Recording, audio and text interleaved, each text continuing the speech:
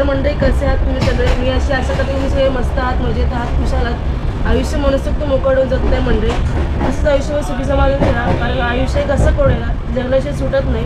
आणि दुसरी महत्त्वाची गोष्ट म्हणजे आयुष्य क्षणभंग होईल. एकदा निघून गेली वेळ ही पुन्हा मागायला येत नसेल. त्याच्यामुळे जो क्षण ज्या क्षणी जसा बदली पडेल तो क्षण तसं जगून घ्या. बाकी हे सगळं पटलं तर घ्या, नाही तर मग सोडून द्या.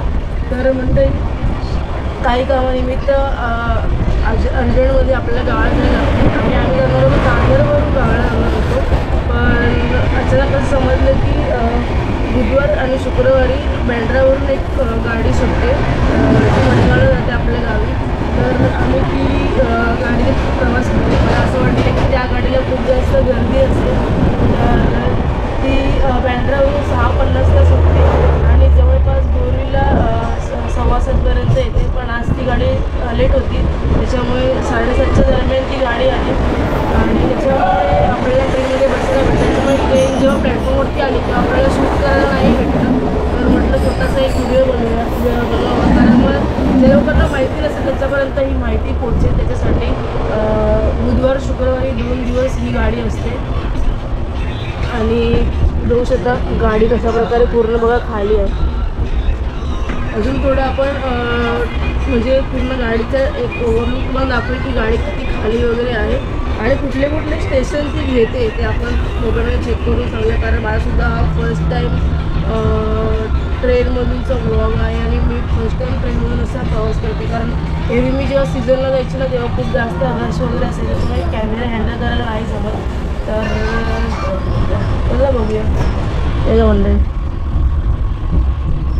6:50वरून ही बँड्रावरून सुटते, 7:15पर्यंत बोरिवली येते. त्याच्यानंतर ती वसई स्टेशन घेते, वसई नंतर भिवंडी, नंतर पनवेल, रोहा, वीर, चिपळूण आणि चिपळूण नंतर डायरेक्ट ही रत्नागिरीला थांबते. मंडळी रत्नागिरीला 3:35पर्यंत पोचते. तर आपल्या रत्नागिरीला उतरायचं आहे कारण आपल्याला तिकडे एक थोडं काम आहे.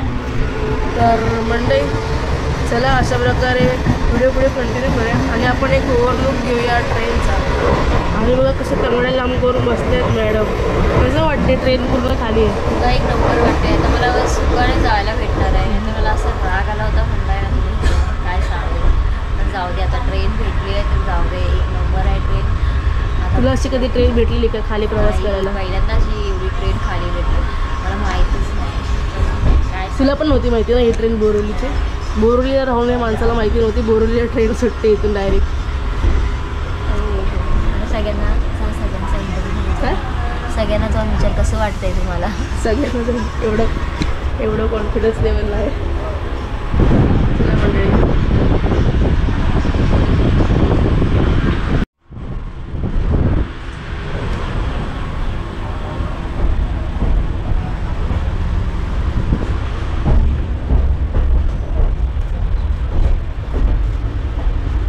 मंडळी म्हणजे कशा प्रकारे संपूर्ण ट्रेन खाली आहे या ठिकाणी तुम्ही बघू शकता.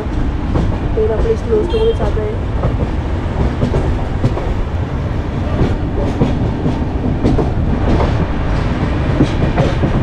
आणि मंडळी आम्ही जो चढलो ना हा जनरल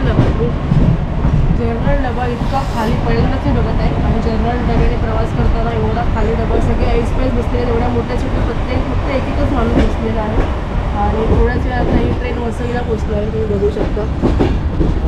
छान आपला प्रवास मुंबईचा डायरेक्ट आपण कॅमेरा ऑन करू. म्हणजे जे काही कंटेंट भेटते सगळं आपण कॅमेरा ऑन करू.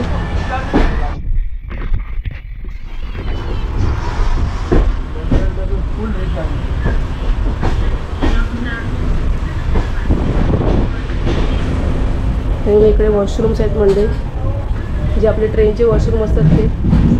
आपला छान असा मिरर, डोर लॉक. चला म्हणजे आपल्या प्रवासात तुम्ही सुद्धा सोबत राहा. बाय.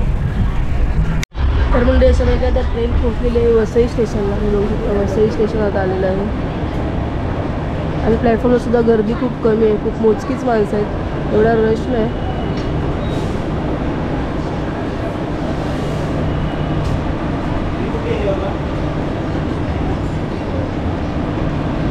खरं तर सीझन तर आहे कारण उद्या आहे दसरा आणि योगायोग असं आलं आहे की आपलं काम पण आहे त्या निमित्ताने आणि आपण निघालो आहे.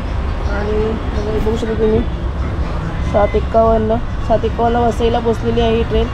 वेनसडे म्हणजे बुधवारी 1 तारखेला आणि उद्या आहे दसरा. बुधवारी शुक्रवारची ट्रेन असते खास करून. चला तर म्हणजे अशा प्रकारे मी घरी सुखरूप पोचलेली आहे. तुम्ही बघितलं असेल की आपली जी एक्सप्रेस होती ज्या ट्रेनने आपण प्रवास केला ती संपूर्णपणे किती खाली होती. म्हणजे प्रत्येक एका सीटवरती फक्त एकच व्यक्ती बसला होता आणि आम्ही लोक अर्जंटमध्ये निघालेलो आमचं ऑर्डरचं काम करून.